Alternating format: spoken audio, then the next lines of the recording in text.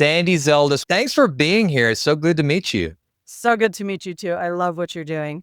One of the things that I'm excited to talk to you about today is, and I want to cover everything. I mean, it says here, so your official title that I have on your one sheet that your team sent to me was subconscious healing expert and certified nutrition consultant. So, healing, working with the subconscious, that's real big. Like I love reticular activating system, all that stuff. I kind of geek out on neuroscience in that way. And so you'll probably be able to teach me a lot there.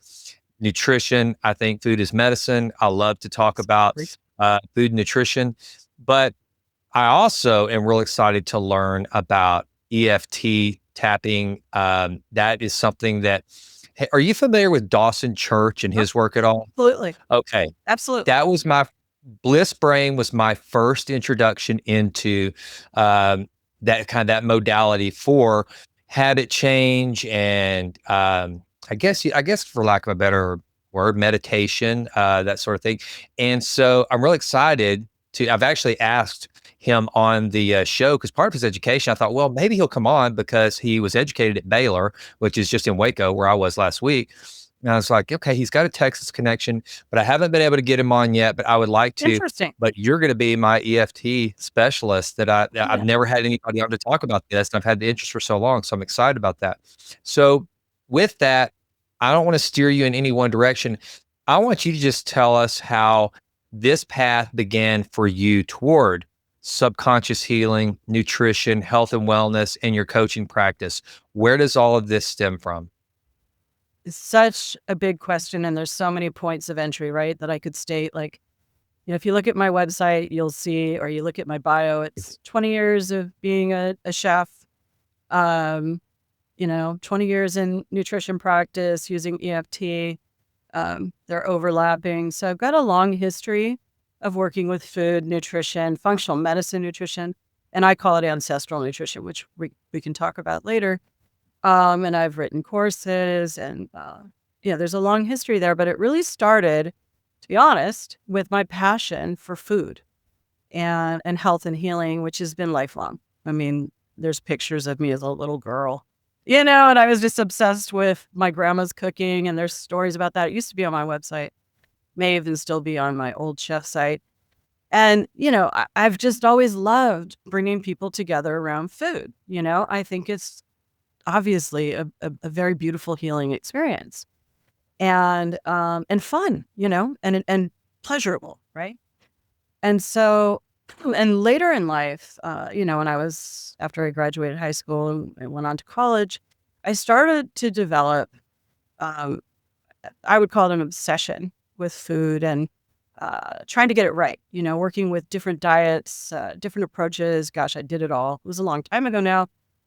A very long time ago, and the trends then were different than they are now, so it was all vegan and raw was what I was passionate about back then. I wanted to save the planet. I just was very into organic, farm to table. We called it. Alice Waters pioneered that movement. And so I was very passionate about food and nutrition.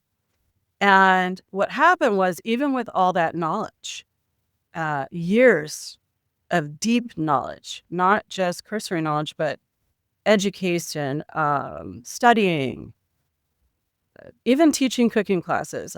There used to be cooking classes at Whole Foods. It's a shame they gave that up. Sur La Table early on.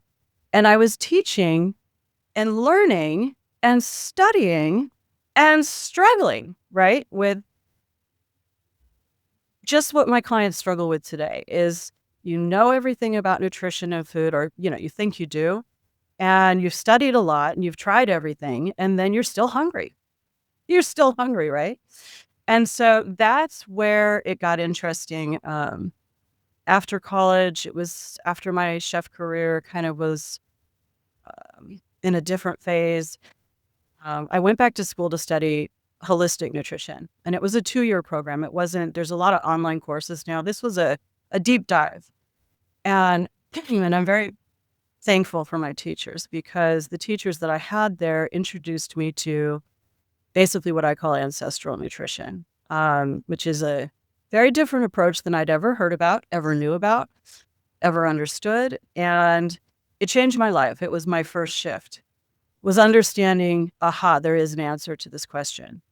There is an answer to what to eat, right? And yes, it's individualized. We're all unique. I will never have a one-size-fits-all approach, and yet there's answers. In that world, there is answers to what to eat.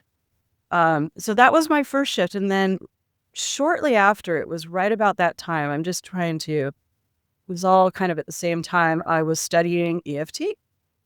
And it's so long ago now that I wish I could tell you the moment. There were several moments because I'd been working with EFT, but just dabbling. And back then it was Gary Craig. Gary Craig is the founder, and he handed it over to Dawson Church later. But I studied under Gary Craig, who I adore, and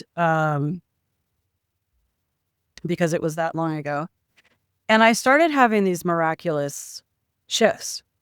And one of the biggest ones, of course, was I stopped obsessing about food for the first time. And it had been such a struggle up to that point that I couldn't believe it would ever happen. And of course, it happens for my clients every day. It's totally doable, but we have to shoot the arrow at the right target is kind of what I call it. Right. So we're not shooting it at the right target typically. And that was an aha. And then I wrote a book and a course and just became very passionate, specifically about women. I work with men too. I love working with men, but specifically women came to me with their problems with food. And that's how it all began, in a nutshell. So will you tell me, let's just unpack that a little bit. First of all, EFT, I mentioned earlier that Dawson Church was that introduced me to that. I don't even remember why I bought Bliss Brain. Someone must have talked about it that recommended it. I don't know why, but I've never done it as an actual practice. I'm always trying to understand better how to leverage neurochemistry and tap into more of a displacement of the conscious and kind of look in. And like I got into meditation as a way to calm my brain, and I've seen great success with that. And then I definitely want to go into the ancestral nutrition, because to me, what you're talking about, that's right in my wheelhouse. I love because it kind of feeds into that whole idea of food as medicine. So I definitely do not let me babble on and get us distracted and not touch on ancestral nutrition, because I think it's so important.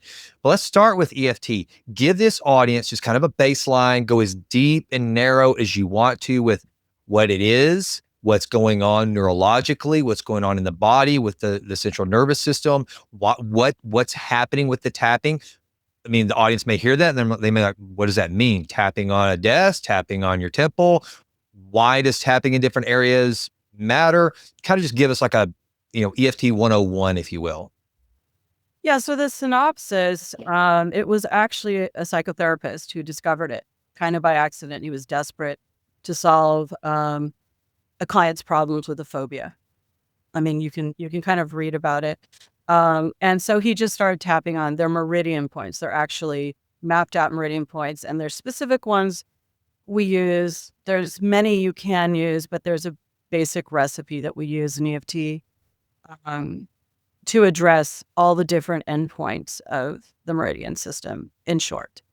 And so he tapped on one and he hit pay dirt, basically.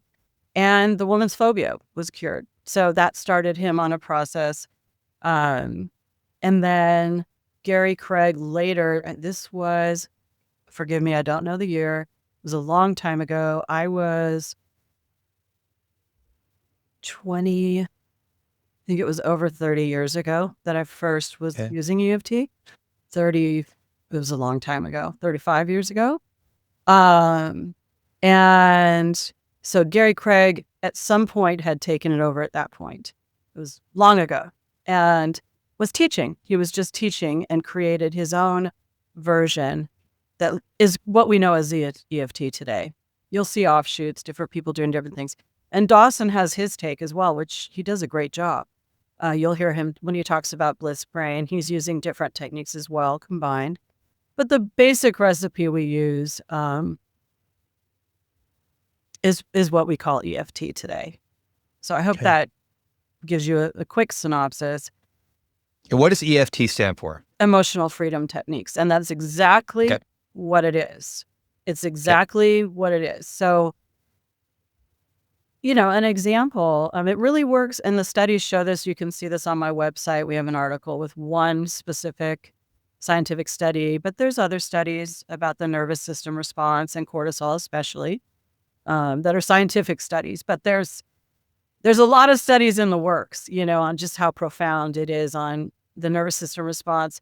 But you can try it and see, right? So people get results right away. And sometimes they're not even aware of how free they feel until later because they notice, oh, I'm not having a reaction to something. A classic example is something that, would trigger someone in the past no longer triggers them. And they don't even notice that after a session until they're in a situation and they report back, I was at a party and all the desserts were out, and that used to be the main thing I would go for. And this used to be me as well. This is a long time ago. And I don't even want them.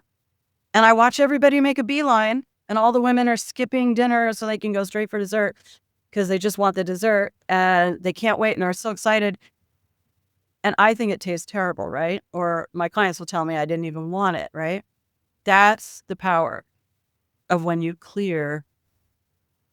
It's stress. It's the emotional stress that we're carrying, and we don't even know we're carrying it. That's the trick. Okay, let's talk about that tactically because I think that's a huge. I think that's anyone listening to this. It might not be desserts, but it's something that they probably struggle It's not with, just food. right? The glass Yeah, of there's wine. those. Yeah. Yeah.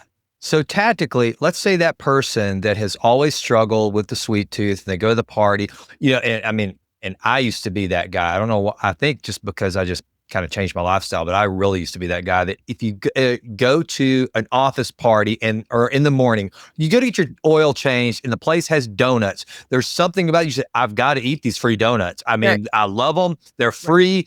I've got to, and it goes back to what we'll probably cover is ancestrally speaking, we're geared towards if there's food available, our body's natural instinct is you must eat it because, right. And right? that's what I kind of disagree with, actually.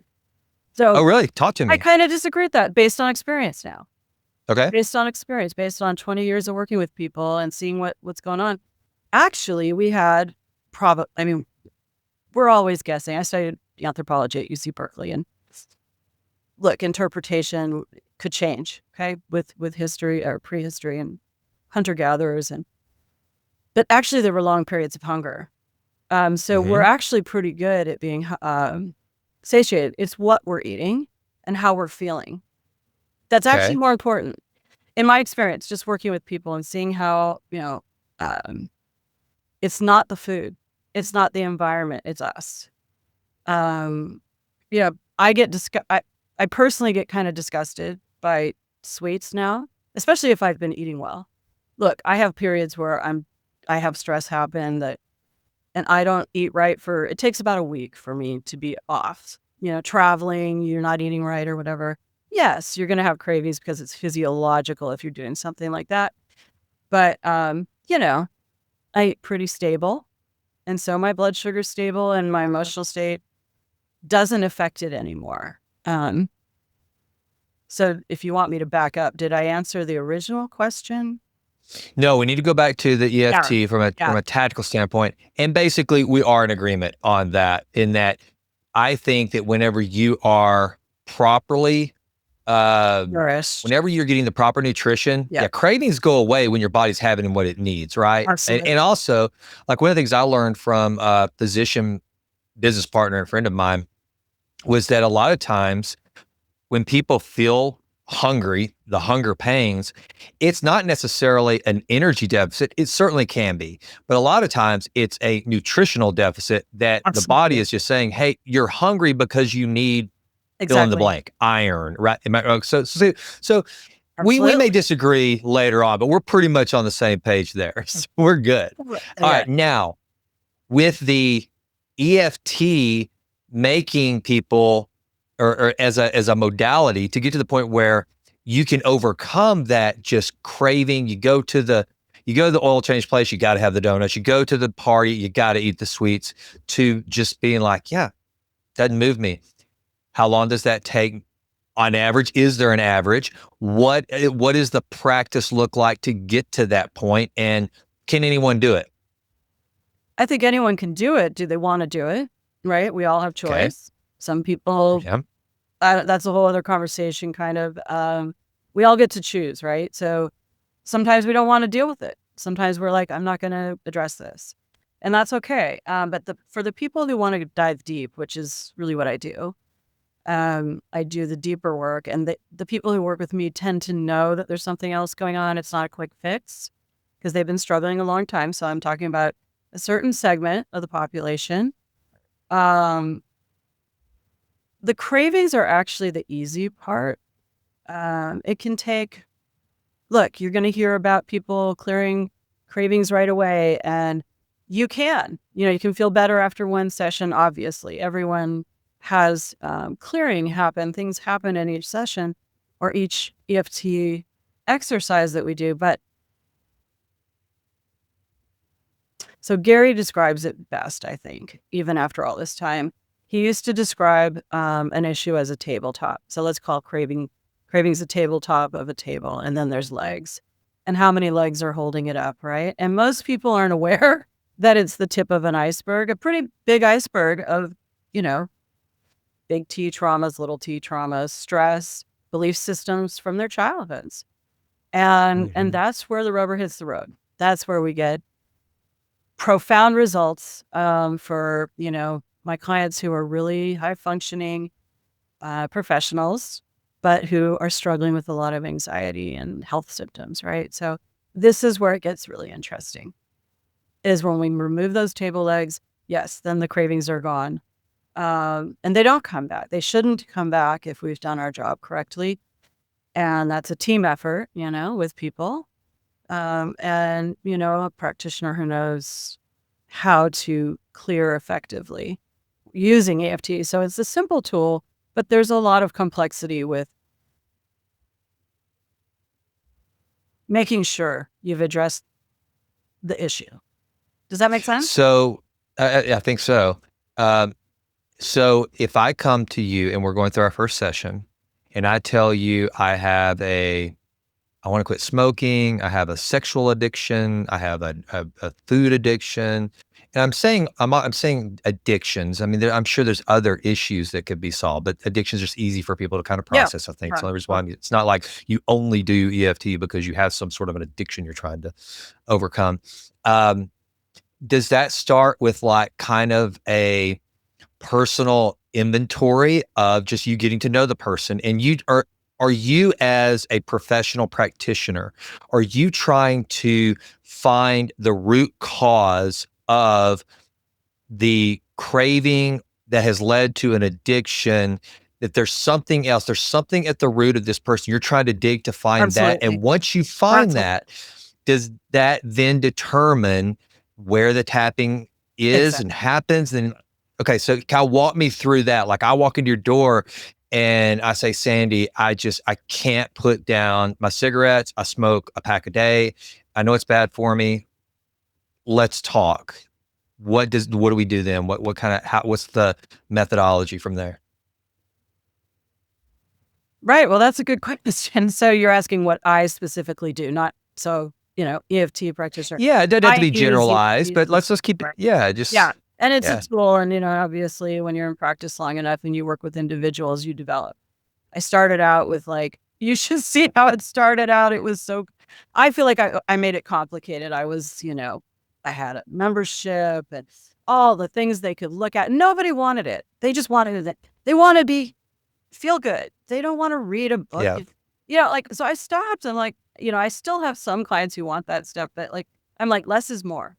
We're already stressed out and overwhelmed to the hilt. Some of my clients can barely find the time, right, to fit it in. And so I simplify the process is what I feel like. I try to remove complexity. Complexity is not how we heal. Healing should be simple, in my opinion. Doesn't mean it's not hard for someone at times, but Mhm. the process should be simplified. And so I do a full intake, for each client. Everyone's an individual. I don't have a specific place I start anymore. I used to start with all the functional medicine tests and, questionnaires. And I can do that. We can do that. It's an art, not a science after a while. And I know what I'm hearing. I listen really well. And I can hear what's going on. And so, if it's hormonal imbalance, if there's neurotransmitters, like the brain chemistry, which, by the way, I used to think was causal, and now I think emotional stress is much stronger. Because Talk a little bit about that, because I want to know more about that. It's fascinating, actually. So our emotions are that powerful. So from experience working with people, I'm not saying this from textbook, even though you could read the studies on that. Our emotional stress is so profound. That's why addiction is so necessary. We're trying to protect ourselves. We're trying to heal ourselves. And we hate ourselves for it. And the shame and, is a secondary issue from our coping mechanisms, right? And so, but the real answer is, hey, this is a tip of an iceberg issue with any kind of addictive anxiety, stress, And usually what's under the surface is really what we need to work on. And so I end up doing 90% is the emotional release work, emotional healing work from unconscious, buried stuff we wouldn't even remember. You don't even think it's an issue. I even had something like that recently come up that I was like, I never thought about that. And then I worked on it, cleared it. And I thought, well, isn't that interesting that it had so much around it still?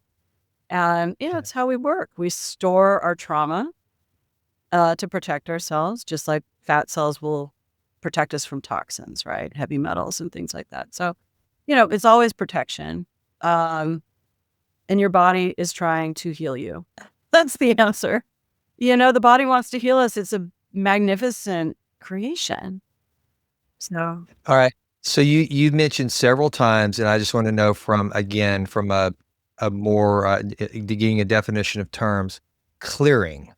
What does it mean to clear an emotion? Because I think that seems to be, and I think I get it, but I don't want to miss it because that's obviously incredibly important. So what does it mean to clear?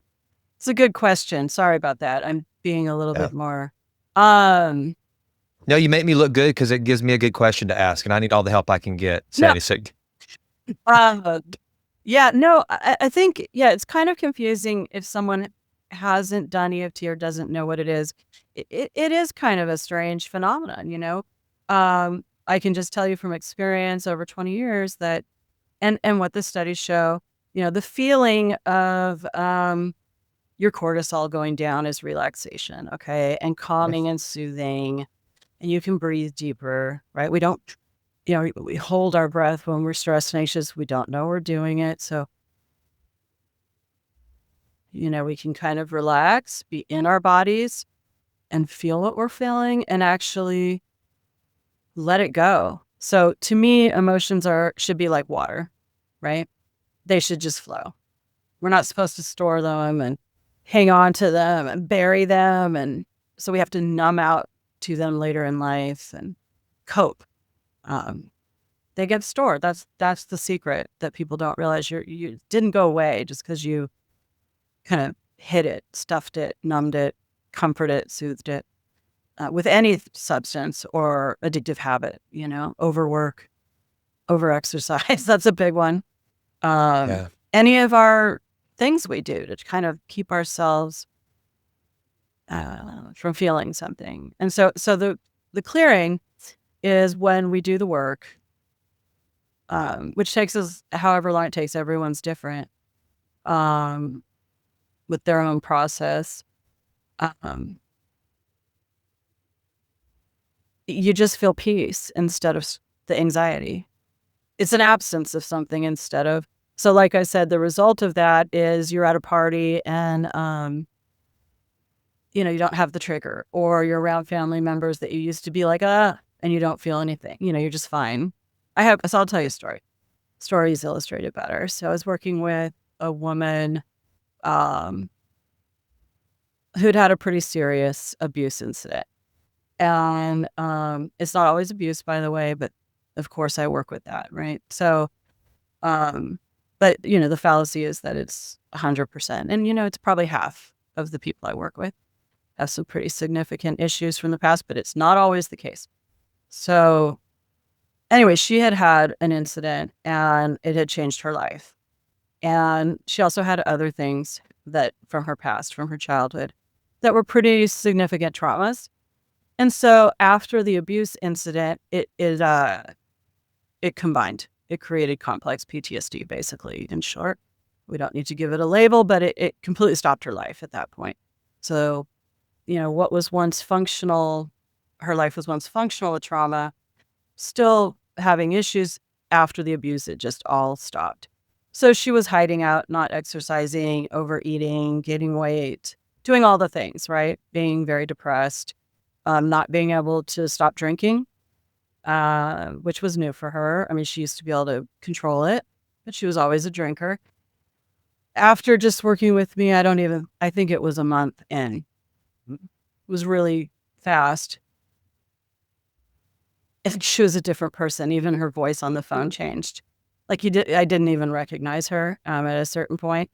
She was so vibrant and happy and extroverted as opposed to sounding really shy and timid and not wanting to speak up. Then she got very extroverted. She went back to exercising. She had no cravings. I mean, it wasn't even an issue. It's like, what I used to eat. What do you mean? And then she is the one I think of all the time that went back to her family where she used to sit in her room, she said, and drink at family events, which was very sad for her. She was terrified. And I remember the session where she said, "You're not going to believe this. I didn't drink and I wanted to be social." And so that's what clearing looks like. And no, it doesn't come back because it's not a one-hit wonder. We're going deep, at least when you do it right. When you work with a practitioner who actually has experience with getting to the root, it's not always perfect. There could be many table legs, right? Which most people have. But that particular, we call it incident. So the events that we cleared the charge around, the trauma, basically, that was stored in our bodies. Animals do this too, by the way. I work with animals and I love that work. Clearing their trauma. And yes, you can, because they are the same energetic beings as us. Interestingly, without words. Wow. Yeah, it's beautiful. It's beautiful. I do it with horses, dogs, and cats. So Wow. it's beautiful. It's beautiful. And so it proves to me, without studies, although we have studies to show it, that we are energetic beings. There's some kind of field in us that seems to be mapped out by this meridian system that is real, because we can use these points if we want to, if we are intention. Some people's intention is to avoid healing, and we can talk about that. The subconscious need to block change, which is one of the things that happens sometimes. But anyway, if we work with that and we get clear and we work with what we call in the EFT world, the reversals and the subconscious blocks, we do get emotional freedom from different past events. And that's what's actually the secret thing that holds us back or is creating addiction. It's a clinical word. I try not to use it, but it is addictive habits, addictive behaviors, and basically unhappiness. So most of my clients are very successful. I mean, I've worked with people who are at the top of their game. And, I often don't want to know who they are because I want to treat them just like they're anyone else I work with, Right. And they're used to being in charge and directing, and I have to, let me lead here. Let me help you to work this through. And they're used to being so high achieving and really using all their drive and willpower, basically just force, to achieve, and it stresses them out. And there's another way to achieve and, without burnout, basically, is kind of what I do. And is more, and then they achieve more, the ones who take it all the way. I had someone who was a CEO of a big tech company who had one of the most beautiful transformations. I mean, they all do. I mean, I can name so many, but hers was really interesting because she loved her career and she wasn't trying to change anything. She didn't even know. She only called me about weight, and everyone calls me about weight, and it ends up being about everything. Um, but we resolved the issues around the cravings and the weight pretty quick, but her relationships changed. She got into she wasn't even looking for it. And someone just fell in her lap who was like the love of her life. Um, and she later decided she was going to change her whole how she went to work, how she did things so she had more free time. She never thought about that before. But she had an epiphany that she didn't want to work so much. She wanted to go on vacation more and spend more time with her kids. And again, it wasn't her goal. She liked being busy before. But it was this inner shift. That's how it happens. Because she was becoming healthier, I think. I think this is a sign of emotional health, wanting to take care of herself, wanting to take care of her kids more, wanting to be home more. That was what it looked like for her. And she overnight, she basically pitched this idea. They said yes. I mean, it always works like this with my clients who are trying to shift their careers. It happens very fast. And she said, this is her take. I'm not saying everyone needs to do this. She said, I wanted to go to work in my pajamas if I wanted to, or my sweatpants, or I just wanted to do whatever. Yeah. And she did. And she created this whole thing. Her whole lifestyle changed. And she was making more Wow. money doing it, and she was more productive. That's the beauty of the inner transformation, is what happens from there is really miraculous. One of the things that it sounds like you're tapping into is I've studied, I wouldn't say I've studied a lot, but I've read a lot of the work of Carl Jung and, the shadow self. And then this whole concept of kind of the matrix and expectations and a lot of our fears, I think, like it sounds to me like what your client found was some authenticity and Yeah, just that's right. gave herself the freedom. And I don't want to sound too like I'm no expert at all. This is just the podcaster kind of who is interested in this stuff, processing it. She was able to, you helped her gain the courage to face who she really is and to let that out that this is what and sometimes I found in my own life, Sandy, it's really hard just to articulate, this is what I really want from me and who I really am versus family, society's expectations that, by the way, based on my actions, I've contributed to those expectations Right. because I don't want you to know that I really don't want to be this person that you see as successful and comes with all the positive reinforcement. I really just want to be this person. It sounds like kind of what you did with that client is allowed her to find a sense of, to give her the courage or the peace, maybe I like that word better, the peace to be her authentic self and then pursue that versus kind of doing what the matrix almost expects of us. Am I kind of getting some of that Well, right? yeah, we're describing the end result. So I think the transformation that comes out of doing this work, that's people come in for this tip of the iceberg that they see, Mm-hmm. cravings, addiction, but there's all this stuff that ends up that's in the way, basically. Yeah. And we end Yeah. up, when we let it go, I mean, I literally see it as a letting go process of everything that's in the way of you becoming whatever you want to, whatever it is. Since I don't do Mm-hmm. it, it's not me. These people are so creative, so smart. They don't need me to, I would mess it up. Our brains don't know. It's inside of us. I think it's God given. I really do. And Mm-hmm. I think we're born with it. And we're born with our gifts. We're born with, yeah, there's a divine direction there. And we just get out of the way of it, and I could not agree more. It's so funny. I'm a big believer in divine appointments too. I think people come into our lives at just the right time. And literally today, Sandy, I was on a walk and the last 2 days, and whenever I'm walking, I'm praying, God, please let me exercise and let me exhibit my divine DNA that I know is there. I know it's there. And I think that that's something that a lot of people sell themselves short on. It's just we are remarkable machines. The human machine is a remarkable and to your point, a divine thing. And that's, it's interesting you say that, because that's one of the things I've really tried to work on lately. And a lot of it has to do with some of the stuff we're talking about. I don't think I've done that because of focusing on things that my mortal mind thinks are important and puts priority on, versus just releasing and stop and say, and just chilling out and saying, okay, just kind of walk into the desires of your heart that you know, are there for a reason, at least explore them. So I don't know, that really resonates with me. Well, and I think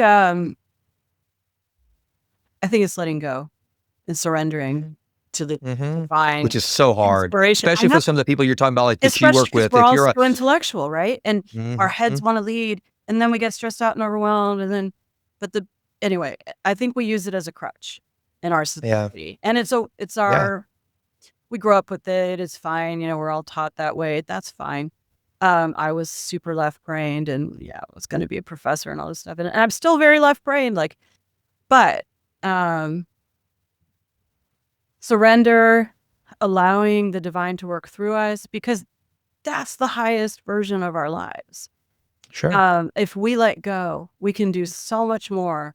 We don't even know what's possible half the time. I Yeah, think I don't goal set. yeah. Like, I don't like to goal set. People always ask me, well, what are you gonna do about this? And I'm like, oh my God, don't ruin it. Like, let's not ruin it. Like, I can't, whatever the highest outcome is going to be, it's going to happen if I let go and I practice and I create the terrain for it, the soil, the rich soil for it, meaning whatever that means to me at the given time, right? Taking really good care of myself, getting good sleep, letting go, doing my practices that I have to do. We all have to, right?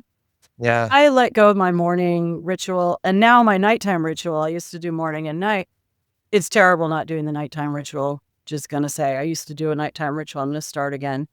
Um, where you just, even 5 minutes with some practice, whatever works for people, that helps you to just let go.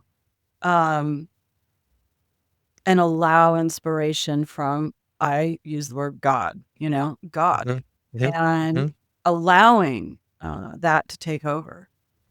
Um, it's profound, it's a profound shift, and it's hard. It can be hard. Oh, for sure. That whole word surrender scares the crap out of a lot of people. It scares me. We're not made. Yeah, it's just it's not a natural thing. All right, so I want to, and I may ask this in the wrong way. I hope that you can help me kind of navigate the best way to ask the question. This is going to sound so ignorant, but I am ignorant to a lot of this. When it comes to the meridian points, when it comes to the tapping, how do you match the we get below the iceberg, we start to see some childhood trauma, some relational trauma, whatever the case is, whatever has brought this person, they came in thinking, I'm overweight. I want to lose some weight. And by the way, what we're talking about today, I think the audience, I want to say this.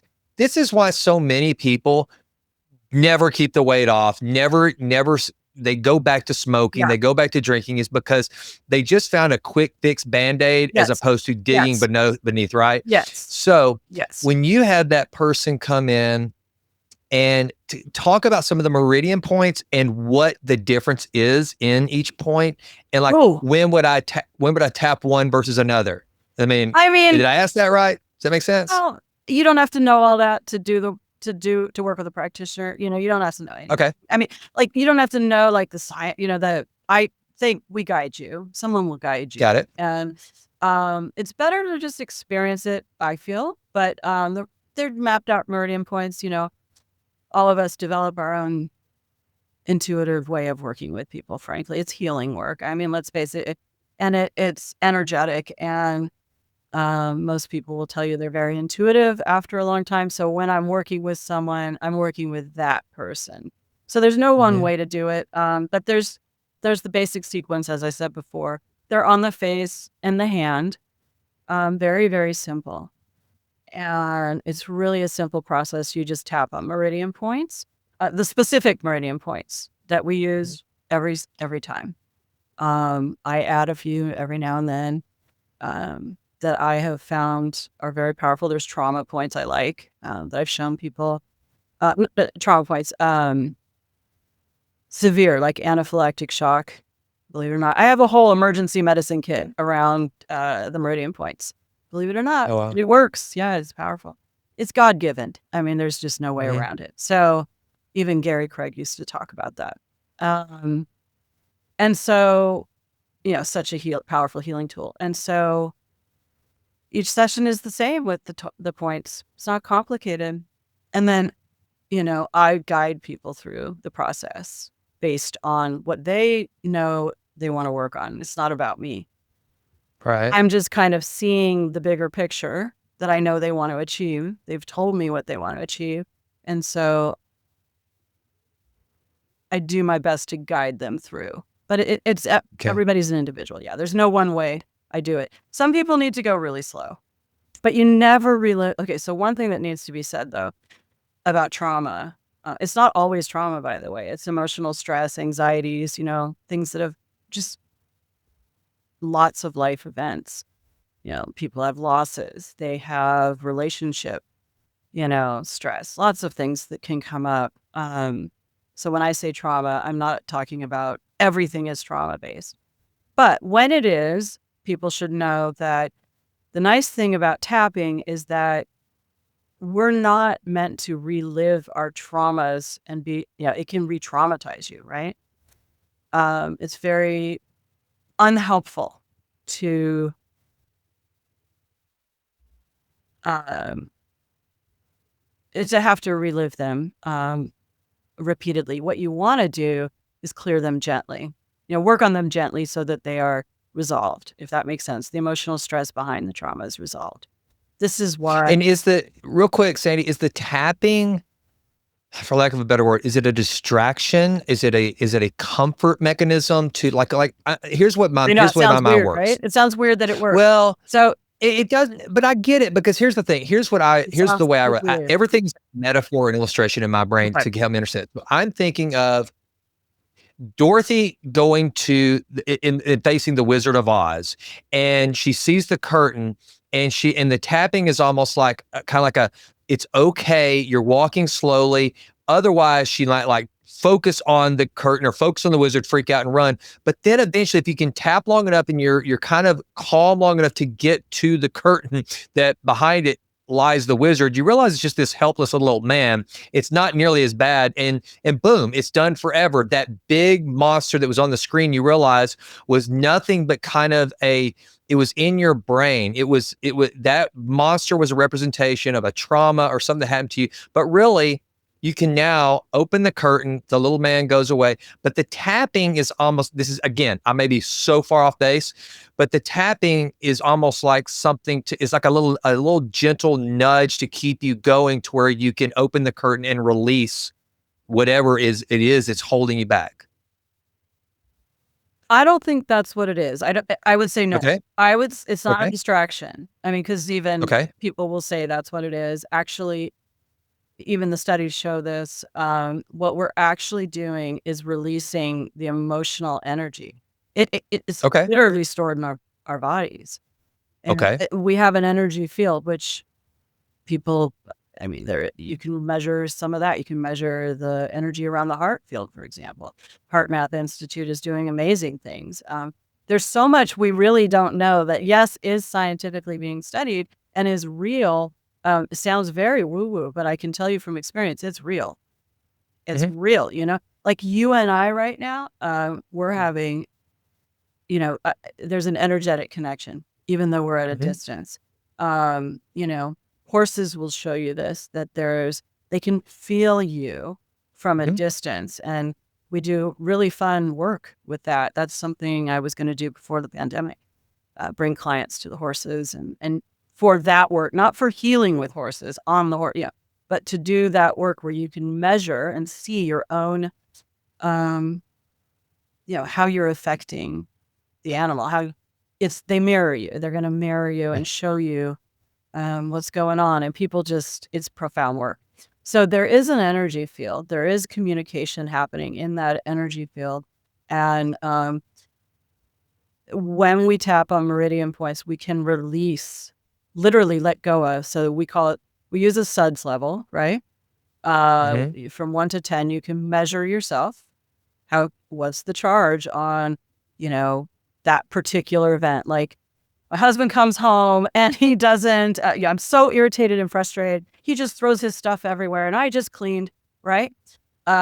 What's the charge on that? And it's like a 10 plus, and we're tapping, Yeah. and if we're on target with what's the real issue underneath that, which is never the issue itself, usually that's the secret. But if we're working through what's really going on, which is feeling unappreciated or whatever, Yeah. whatever it is, right? But why does she feel unappreciated? She doesn't communicate. Okay. I'm just thinking of one client. Why? And this is a pattern too. And why doesn't she communicate? Because she was raised where nobody communicates. So you see how it leads. And so is it really about her husband? And no. And this is why I love what I do, because I get to see relationships heal because they're doing this deeper process. It's not about the toilet seat or the trash or, he's not helping me. It's like, well, you're not letting him help you. But why? Why do you have to do it all? Why? And that stems from stuff from childhood, always. Always. And so it takes people months, to work through but it's the most profound work you can do because you just healed your relationship with your partner. And 20 years of therapy won't do that. Like, you can't talk about this stuff because it's not about your mind. It's about what's going on deeper. It's not a behavioral change. He changed. Yeah. He was willing to do it. He was like, fine, we'll do this and that. We'll put a rack up and you can do this. And I mean, it was just, she had to work through her stuff about it. Right. So, all right, I'm going to try again with another. Meridian points actually helps us to peel away layers of our own belief structures and emotional stress. That's literally what it does. It's just easy to consider that happens, but it does. So it's like, and this is going to sound so gross, but it's almost like lancing a boil. It's like there's this stored energy. It's stored energy.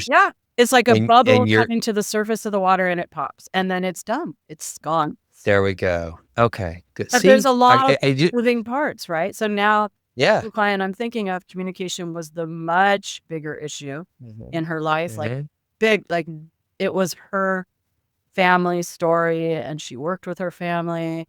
And so that became a much longer, that was a beautiful process to work with, to help her feel confident, being able to express her, what she wanted to express, how she wanted to express it, why it was important. Yeah, that's the real stuff, and feeling confident. Right. And so that came down to feeling worthy. Am I worthy of speaking up? And of course, so we worked on all those issues. So that's why I say the tip of the iceberg may be what we think is going on, but there's so much more. And it's gold. It's gold when we work through that stuff. All of us, for anybody who does it. So that's going to make for a perfect segue, because here's the thing that as I listen to this, and it's... Sorry. Huh? Go ahead. No, I was going to say that so much of this just kind of ties into, you mentioned earlier, some of it sounds woo-woo. We talked about functional work and it's like functional medicine and everything.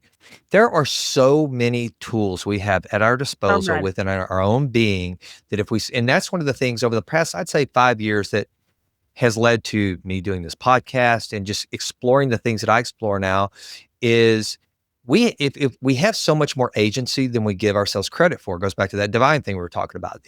And so what you're saying to me, what I'm hearing is like, we're tapping into the way this being that we have was designed, and figuring out how to get rid of stuff without, living a life of anxiety and this sort of thing. It can all be fixed, which leads us into, I told you, I'm so proud of myself for getting back to this, the ancestral nutrition. Because I think that's huge. Let's talk about that. So I used to start 20 years ago. Well, more like 16 years ago, 17, a while ago now, with, the nutrition.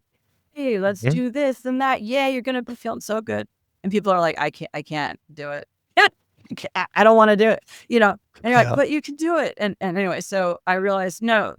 So tapping was part of things. And then it became all of it. And then once we clear its resistance, it's serving us, our addictions are serving us, and our belief systems, our beliefs about food and our bodies and our lives, our habits. And once we can work on that, oh my goodness, then we plug in that little bit of hormone repair that's individual, the brain chemistry repair, which is individual and super powerful when you can plug it in, and basic ancestral nutrition and maybe some functional medicine tests if they need it. I love baseline tests. I'm a big fan. I think we should all have baseline tests. Just know your patterns. Some of us have blood sugar patterns. Some of us have iron issues that no one ever detects because no one ever looks for it, especially in women. And men, it can be taking iron by accident. They didn't know. And you guys store iron. Anyway, so baseline tests are profound. Not necessary, but if people don't want to do them, and then that stuff becomes just a 10-minute conversation. I mean, it's just such a quick conversation at that point. And then it's just experimental and intuitive after that, right? So knowing what your body needs. Can I give a story about that? Can I give one? Please. Okay. Please. I have so many stories. So I had a woman, I love her so much. I think about her and it's going to make me cry. She was a long time ago. This was 15 years ago. And I still think about her, rodeo queen. And she was just depressed and in a lot of pain. I think she had physical back pain and I forget where else. I think it was her shoulder. So it was affecting her ability to ride, and she was a rider and horse rider, and she was pissed. I mean, she was like frustrated in every area of her life. She was pissed at her partner. I'll leave him, but never does. It's like a long relationship, but she's always pissed. She hated to admit that she would snap at her daughter a lot, and she didn't know why. And she said, Sandy, if you tell me I have to do smoothies and salad, I'm just going to fucking tell you why. She was like, fuck you. Like, I'm doing it. And I was like, that's awesome, because I'm not going to tell you to eat salad and smoothies. I don't need just salad and smoothies. I am not the food police, right? I think I even used to write articles about, stop, I'm not the food police. Like, I eat like a goddess. I'm the chef. Like, not restrictive. Eat more, So anyway, so I flip it on its head, right? So I said, I'm not going to tell you that. And she reminded me every session, look, is this going to be the smoothie and salad session? Because I'm not doing it. And anyway, so what did we do? We just did, the work of, yes, I use the word clearing. I know it sounds confusing, but tapping and clearing, all this stuff she had no idea, none at all, that she wanted to work on or that was even there. And she's having all this emotional release and profound shifts after each session, till one day, about 4 weeks in, I usually work with people it used to be about 6 months sometimes, but mostly 3 months.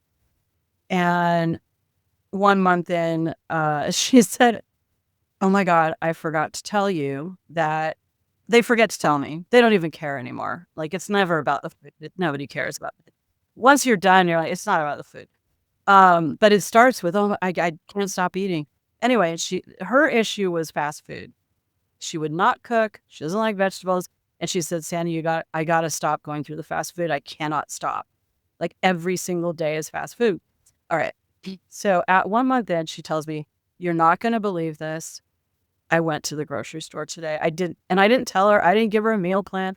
She knows what she needs to eat, And she said, and guess what I bought? I said, what? She said, I bought raw spinach. And she told me all these vegetables. She said, I made a giant salad. And I said, really? And she said, I was craving it so much. I just want salad, Sandy. I was like, you're the one who told me you didn't want salads. You can eat anything you can eat. And she goes, no, I just want salad. Now, this is the thing. This is what's fascinating. Her body was telling her what to do, because coming off fast food, she needed a cleanse. Now, my other clients are already cleansing. If they go on to salad, that's the opposite. They need protein. I tell them to eat animal foods, right? I'm like, you need more animal food. You need to eat protein and purpose. But we're all different. When I came off of being vegan, I hate to say this, I don't eat bacon anymore usually. But and I'm not going to even talk about pork. I just don't eat pork. But um, but I eat bacon every day. Being someone in the regenerative, farming and farm to table food movement, I was like, she's a friend, and I asked her, "Is this ever going to go away? Am I ever going to stop craving bacon?" Because I had never eaten animal fat. I hadn't had any animal fat in years. Literally, like I eat fish every now and then, but my body was like, I need the fat, and it Mhm. took the year exactly. It was a full year, and then I never needed it again. I mean, I just didn't crave it, like I was. So your Yeah. cravings sometimes are based on once you clear the emotional need for the food, your body will tell you, okay, you need to do this. It's like there's a book from way back called French Women Don't Get Fat. And she talks about that. That Mm. listen to your body. Like if you ate too much the night before, maybe the next day is different, but it's your body. Like there's still some Right. basic principles that apply to all of us, but we're all in a different state, like an athlete. If you're out sweating, you're sweating out your minerals, you need more electrolyte, we're all different. Um, Well, I tell you one of the things too, it's funny because like my wife, I guess it was whenever we were in Europe earlier this year and we were more in the Central to Eastern Europe during, we were in Prague and Austria and Salzburg, where oh, not nice. many big salads over there, right? It was all this like real like savory, heavy meals. And my wife, after a while, was like, I am just so craving a salad. Yeah. I want a salad. Yeah. And that brings up a very good point, Sandy, in that when it comes to this food addiction or whatever the case may be, if we will slow down, Yeah. what's that? Well, the coping mechanism of using food, Yeah. busyness, Yeah, right. whatever it is. Is a lot of people like this morning is a great example. So I usually will fast till around noon to 1 o'clock. I say fast. I just don't start eating until that time. But this morning I was I was hungry at around 11, which was a little earlier than I wanted to eat something. But you know what? I listened to my body. I wasn't eating for pleasure. I wasn't eating. I had not eaten since last night around 6:25. And so I could just calculate, okay, so look, by waiting another half an hour, there is diminishing returns on it. There's no benefit.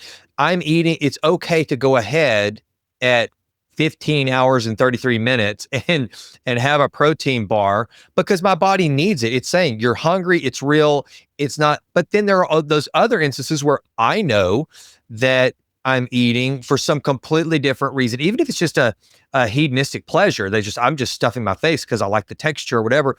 And I may make the decision to go ahead, but nevertheless, all that to say is if we can learn to tap into listening to our body, I think that makes this process a lot better. Now, you may have to deal with, and I think, and what I hear you saying, going back to where this all started, going to the party and not even craving the sweets, is because once you've removed all of the emotional baggage that the food is the kind of the salve for, then maybe all you're left with is, I may want that donut or that cookie or whatever, but it's just because I just want the damn thing. It looks good and tasty, which is a lot easier to overcome than that is somehow tied to some subconscious means of survival or easing of pain, Yeah. which is, Yeah. I gotta believe, is much more powerful. Oh, yeah. And then that second piece that we talked about, that the ancestral, the recover, I call it, look, after many, many years of dieting and addictive habits, people have a lot of deficiencies. And we all have Mhm. deficiencies anyway in this culture.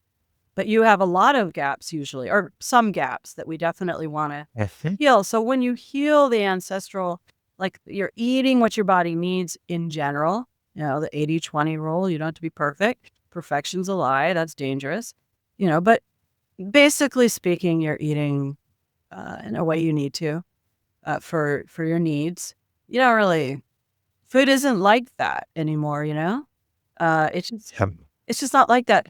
And then because the food supply has changed so much, There's so much high fructose corn syrup, and it doesn't taste good anymore. Like I joked on my website that I love Twizzlers, but I don't anymore because they taste like a chemical. Yeah. But Mhm.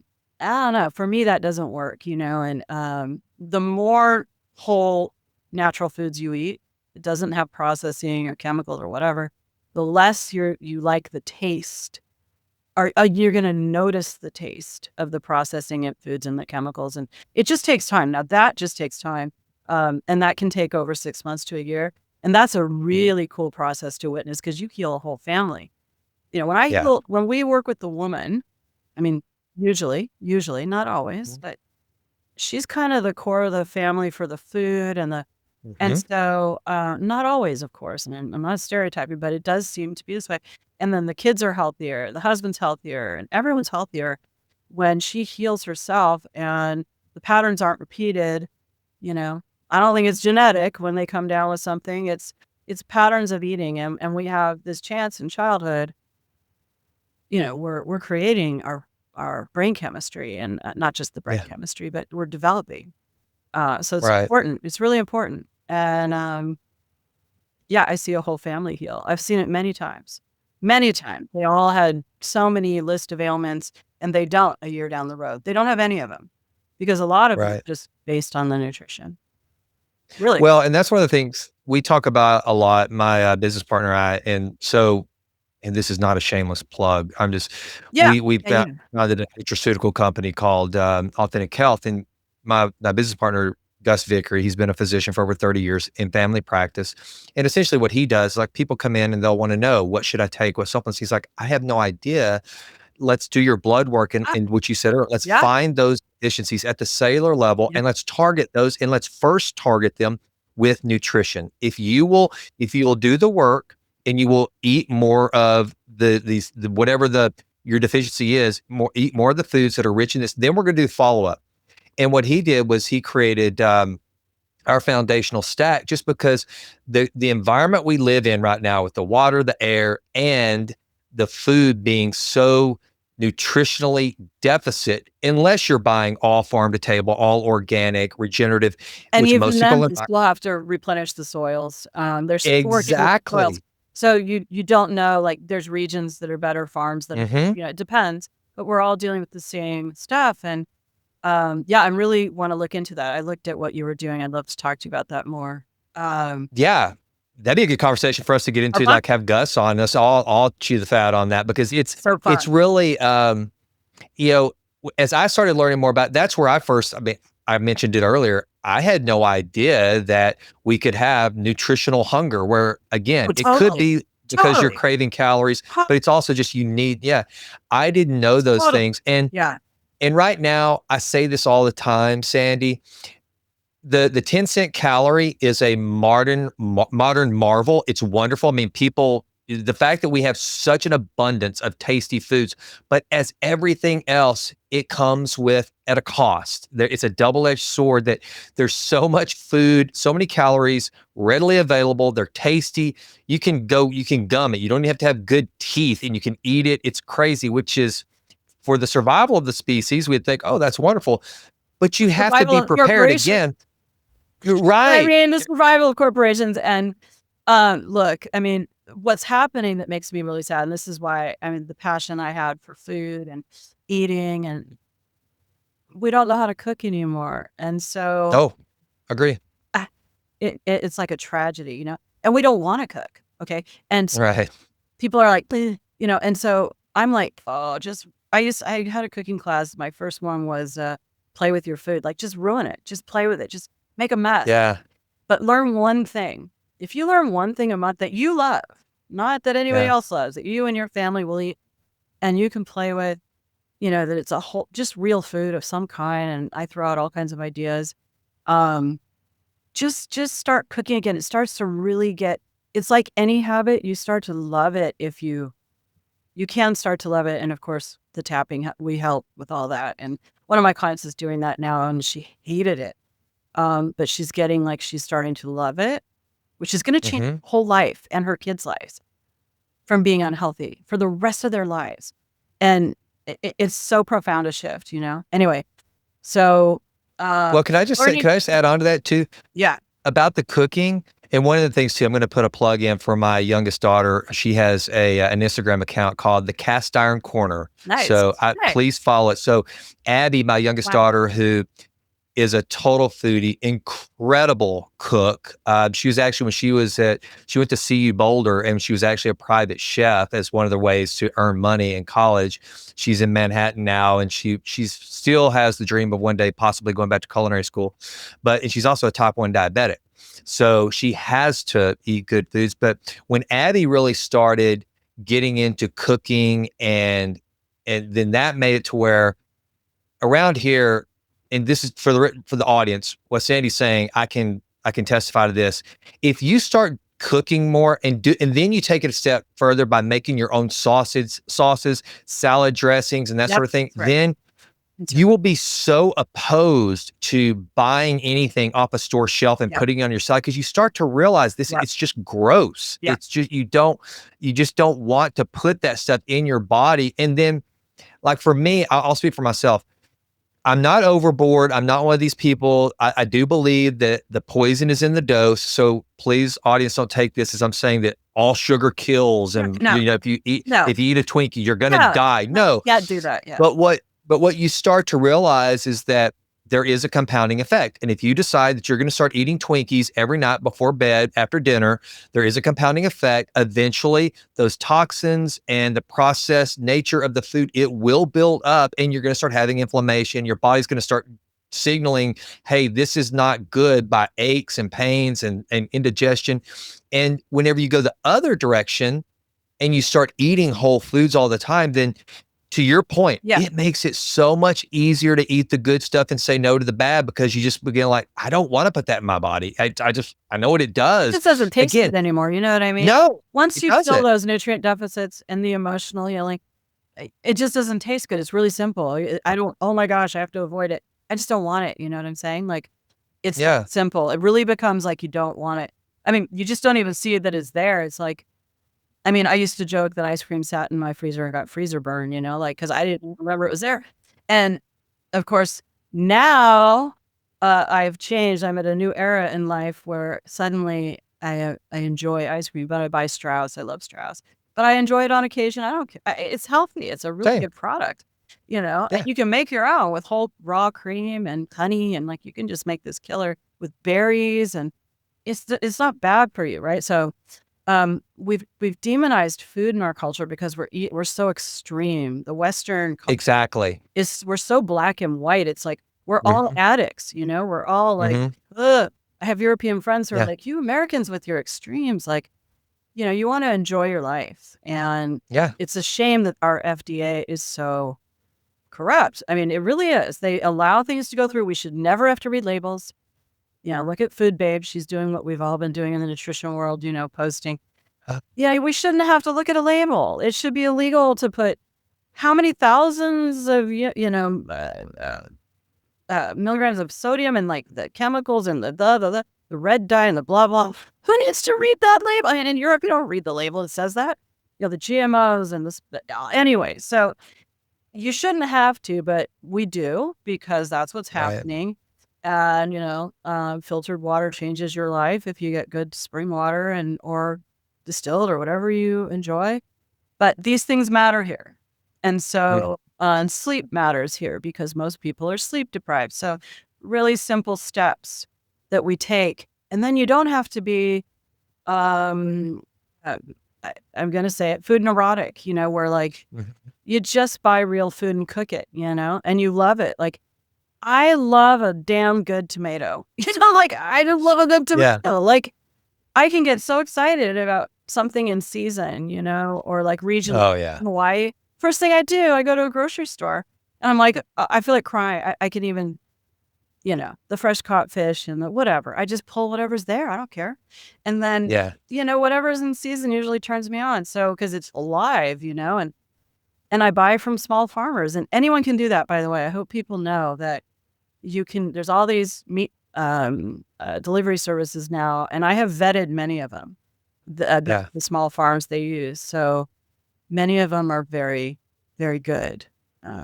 So there's ways. That's one of the things That's one of the things I'm excited about now is that like a lot of the big meat packers are not monopolizing all of the animal protein anymore. I mean, they're making like, it's fortunate that a lot of the small producers, they went through a phase there where they thought we're going to go out of business. But then all of a sudden now what they're realizing is the direct to consumer, uh, uh, logistics for the small independent beef farmers, bison, poultry, it's out there if you're willing to look. And you're right. There's a lot of, Thrive does a pretty good job on their marketplace for vetting everybody that they use. And if you will just take that extra step, and a lot of people think that if they're going to do that to eat the non-GMO and all organic, all this stuff, well, I just don't have that much money.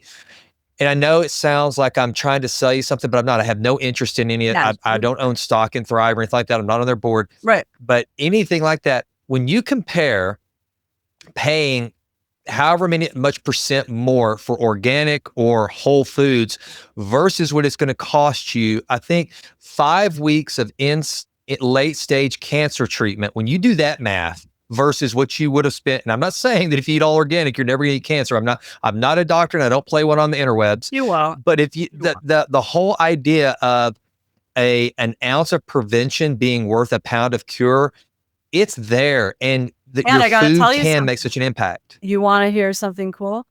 I had a client once, and I have the info somewhere. It's in a hard drive somewhere back before the cloud, who was an accountant, and she did the math for a group I was doing because she's like, no, Sandy, it's cheaper. It's cheaper the way I'm eating now. And she ate like a quote normal person who just ate out of boxes and stuff, didn't cook for herself. And she said, this is how much I was actually spending on all the crap. It was actually more expensive because you don't eat a lot. You don't eat as much when you eat whole food. Like, agree. I had broccoli last night, a thing of broccoli. I mean, I'm in a broccoli phase. Like I have phases where I like you listen to your body. So I'm eating all this broccoli. I ate broccoli and I roasted some chicken, and that's what I wanted to eat, Yep. And I had too many potatoes last night, so I didn't have any tonight. Like, I don't not eat starch. I just moderate. I just listen to my body. My body was like, I don't want it tonight. This is too much.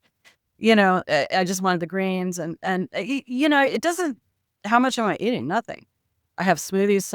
In summer, I eat a lot of smoothies because it's so hot. In winter, I do bowls for breakfast. It doesn't cost anything.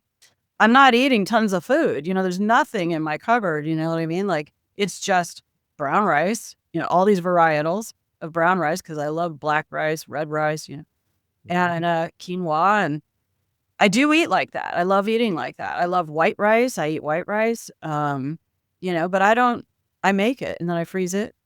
It doesn't cost anything at all, No, you're right. That's one of the things that that I've talked about too on the show is that when you're eating well, when you eat the right things, like I'm 6'2", weigh between 200 205 at any given time, about 10% body fat, work out twice a day, have a very active life.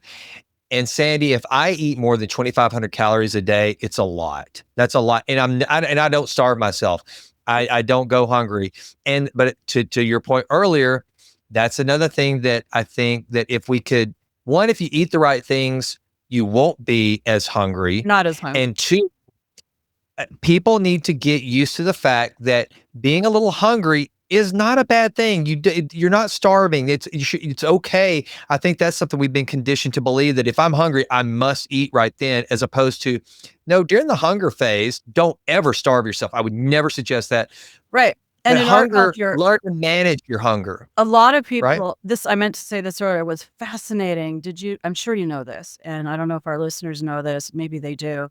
A lot of our hunger signals are actually, thirst signals are mistaken for hunger. Oh, for sure. Because we're all dehydrated, but we're dehydrated for reasons that not just water, but mineral imbalance. And another reason, saturated fats are really key for hydration, moving the lymph. And anyway, it's very fascinating. So hydration is this whole issue. And I can't tell you how many of my clients they really don't drink water. Men especially, but the women too. Yeah. And I'm like, wow, let's just get you drinking some mineralized water, filtered water, if I can get you to do it, and the good filtered water. And you're going to crave the good water. Our bodies don't want that crappy water. My dog will just reject That's how I know water's good when I get the spring waters. She'll reject it, or she'll be like, "Oh," you know, the animals know. Yeah, They know. for sure. Animals For sure. teach you everything you need to know. You can learn everything about a field watching a horse. Anyway, another story. Well, yeah, So I'll I put saw that in on your podcast. bio. Yeah, Well, I saw on your website. Sometime we'll have to have you back on. I want to know how you talk to horses I and how they love talk it. back. Um, but yeah, so thirst, is sometimes that hunger you feel, and sometimes you're right. It's just a habit. Like at night, we're like, "What am I doing?" Nighttime is when things get wonky, for a lot of Oh yeah, people in our culture, and I think that's interesting. I think that's an yeah, interesting phenomenon. Um, so that hunger at night, what is that? Is it restlessness? Is it what is that? So that's another thing to explore, but it can also be the thirst, that we're thirsty. yeah. Well, Sandy, this has been a blast. And here's what I've Fun learned talk. is, and I think it's so important. I think if we just were to take the kind of brief on this, is that for those people out there who are struggling with weight loss or anything else, if you just try to go cold turkey, if you're just relying on willpower, if you're just doing the same old, there's most likely an emotional subconscious element to this that someone like Sandy can help you tap into, so that then, and this is my words, not yours. I would think that if you can get rid of that emotional baggage or whatever that root is, whatever is sitting under that iceberg, and then you start going into the nutrition, the movement, all that, it's got to be a lot easier than trying to do all of the other stuff, the quote unquote healthy stuff, without dealing with the emotional stuff on the front end or at some point. It seems like it's a lot more efficient to just, Oh, and holistic, suddenly to it knock starts it all working. out. Everything you spent all that money on that wasn't working before because you Yep. didn't implement it, it starts working because it works. Yep. Nutrition works and functional medicine works. But my clients, they're usually holistic. They'll come to me after working with everybody in all these programs. Be like, I can't, I just can't do it. And Yeah. and they've wasted all, but it's not a waste of money because we will implement it all. We'll make it Yep. work, because we will get that subconscious sabotage. I don't like the word sabotage. Your body's trying to protect you. Sabotage is protection. We'll get that, you know, worked out of the way, and you can implement. That's the goal. That one day you do it on your own. You don't need me, like the woman driving through the drive-through. I didn't tell her to do that. I mean, she knew she needed to eat different. Yep. And she's like, she just did it. She wanted to because she wasn't blocked anymore, right? With all that pain, she had a lot of old pain and emotional pain, Right. and it was really Well, and weighing her down. here's what I love about the time we're living in. Sandy, if I'd had you on this show as recently as 5 years ago, probably people like, oh God, who the heck is Jason talking to? This is like out now. I think people are like, right? I I don't think know. people are now. I I don't think know. that I mean, people are. I feel like it's been very popular for a long time, but I guess it's still very kind of niched. I think it's too niche. I was just talking to somebody about this before you came on, who is a longevity expert. We're talking about FDA regulation and some of the things that the FDA is holding us back on in that area. And I was like, I'm amazed how, because I talk to people like you all the time. I stay in this kind of, I don't like biohacker, but the biohacker, health and wellness, longevity bubble. And then you go to a social engagement and you really realize how ignorant to the agency that people have they are. And so I still think there's work to be done, but I love the fact that I think we are living in a time where people are finally waking up and realizing we don't have health care in our country. We have sick care. There's no incentive to keeping people healthy. It's going to take voices like yours and people like you that are going to shift that paradigm into, hey, why don't we try prevention? Why don't we try managing our bodies the way they were designed? And let's keep people healthy versus figuring out all these. And we do have some amazing ways to to help people live longer and heal people when they're sick. I'm not saying there's no space or room for that. Modern medicine is absolutely an incredible blessing and miracle, but the focus on prevention and actual taking that agency we all have and operating this complex miracle of a machine that we call a body the way it was designed, man, I think that goes a long way into getting us into a healthier Absolutely. state. Absolutely. And my focus and what I have learned working with people this way is healing should be simple. It's God-given. Yeah. It's unwinding. So illness is unwinding the complexities. Yeah. Yeah, it's just letting go of all that complexity. Healing is simple. It happens naturally when we let go of everything in the way of it. Anything Yeah. we're doing this in the way of it, So, and it has to be from the inside out. For the people I work with, they're For struggling sure. to put it into action. They don't know why. They're like, I really want to do this, and I can't do it. I just Yeah. can't make it Yep. happen. And that's a lot of people. And that's stress. That's what stress does, basically. And it's the hidden stress that really gets us, right? Just like Oh hidden, yeah, for sure. I know you know about it. It's like a hidden infection that's Yeah. slowly eroding your adrenal health, your stress hormones and your hormones. And those hidden infections are serious. And people have them typically in places they don't know. And it's the same thing with our emotional stress. It's like this hidden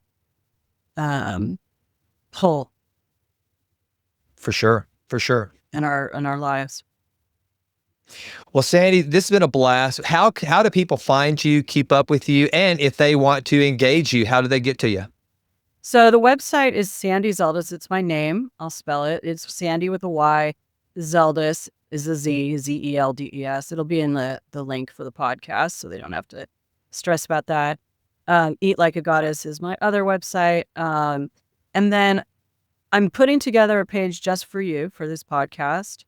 Oh, And it wow. will have a link to a course I wrote for DailyOM. Have you heard of them? Yeah, for sure. DailyOM. I wrote it. It was a bestseller for years, I'm proud to say. Oh, wow. Yeah, it's a great course.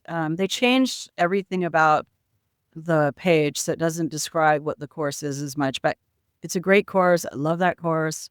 And I'll have a link for that. It's called Heal Subconscious Blocks to Weight Loss. And then we'll have a link for people who are just really excited and want to talk to me. There's an application for a discovery session. And then I'll have a link for more information and experience, a free audio tapping, actually. Because I know many people are new to it. It's kind of funny. I just put together a brief tapping just so you can experience it for just a minute and sit still and feel what it feels like. It's nothing complicated. It's just a nice free Fantastic. Yeah. I love it. Well, Sandy, thank you so much for being on the show. Like I said, I'm going to air this on both the Jason Wright Show and the Healthy CEO. I want to get this far and wide. Great conversation. You are welcome back anytime. So Thank you please so reach much. out. I'll probably do the same. I'd love to have you back. And I'd love to. the- I'd love talking to you. It's fun, Jason. You seem Awesome. very Well, aligned with exactly. We're both on the same page, and I really appreciate you. Yeah. well, likewise. Thanks so much. And folks, she's Sandy. I'm Jason. We are out. Well, that does it for this episode of The Jason Wright Show. Thank you so much for listening. This has been a Texas Titan Media production. Fourth Wall did the music. And as always, thank you so much for listening. Please consider going out to jasonwrightnow.com and signing up for the Vitruvian letter.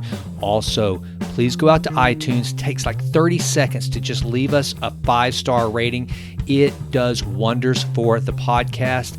I would be so grateful. And with that, until we meet again, go crush it and endeavor to improve always in all ways. I'm out.